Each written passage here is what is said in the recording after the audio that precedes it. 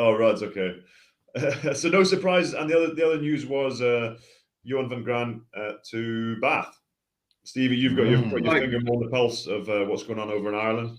Yeah, I expressed a few views at the weekend there, and I'd love actually to hear what your views are like on it, because Munster rugby fans are up in arms of the way Johan van Graan has what they feel disrespected, leaving his contract early. He's brought nothing to the table in terms of performance and involving the squad in general. Graham Rowntree, he signed on for a couple of years. So, like, what's the deal with being at a really decent club in Munster and then taking on the head job at Bath, who are bottom of the Gallagher Premiership? Is it just purely down to cash, or what is it? Well, everyone's got a number, but also Stephen Larkham left.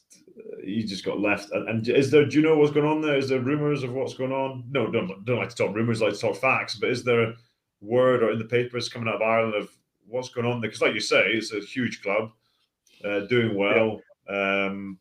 Hasn't necessarily seen that evolution of the way they're trying to play the game. But any news on that? Well, there was a few tweets put out by fans. So, like, obviously, where do you go to get your information? Twitter. And, like, fans were saying that Johan van Graan has been the worst signing that Munster have ever had, and Munster have actually went backwards under Van Graan.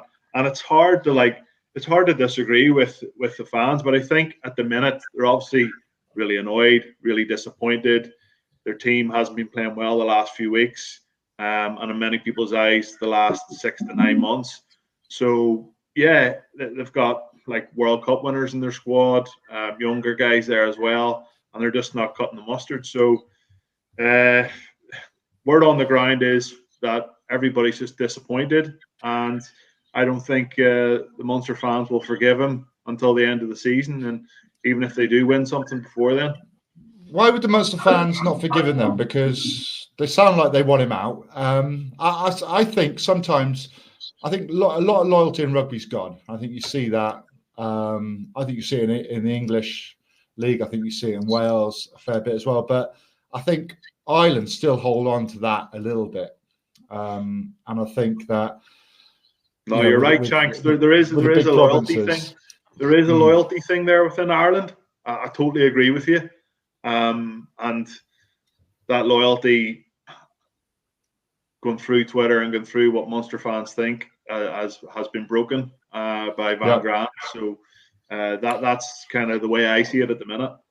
I wonder what Bath's seeing him that no one else does, mind, because obviously you're saying a lot of people saying Munster have gone backwards.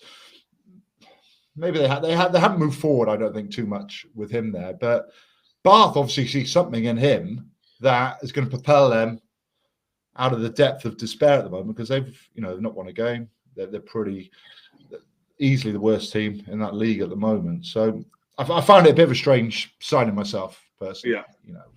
I think it's odd. But that's rugby. Bath just needs someone, though. A change. Yeah, but he's looking for something different, maybe. But I'm guessing he's not gone there for free.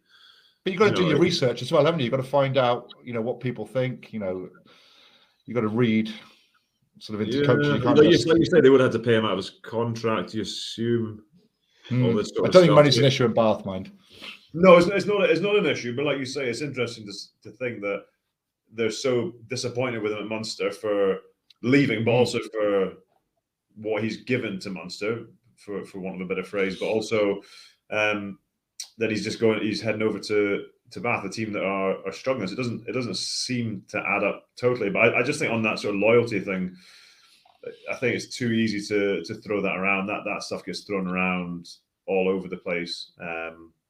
Probably easier for fans, and the loyalty is probably to fans rather than into rugby clubs. And I say that with all due respect to rugby clubs, but I do think you have to do what's right for yourself. We don't know what's happened.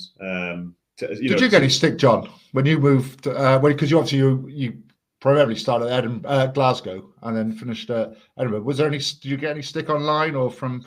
No, because Glasgow didn't want me anymore, so it was pretty easy. It was pretty clean cut.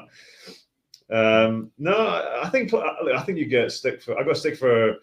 Probably did I get stick for leaving Scarlets? That was probably less of a rugby decision, more of a life decision and timing. But I just see it all the time, and people question people's loyalty, and but I just seen enough stories of people and players getting shafted by rugby clubs, getting sacked, getting their wages docked by huge amounts.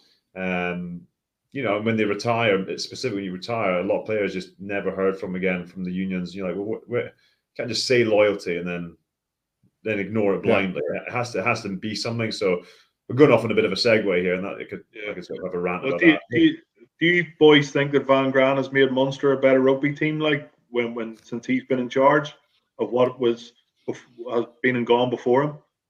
The gauge of that success would have been, were they better than Leinster?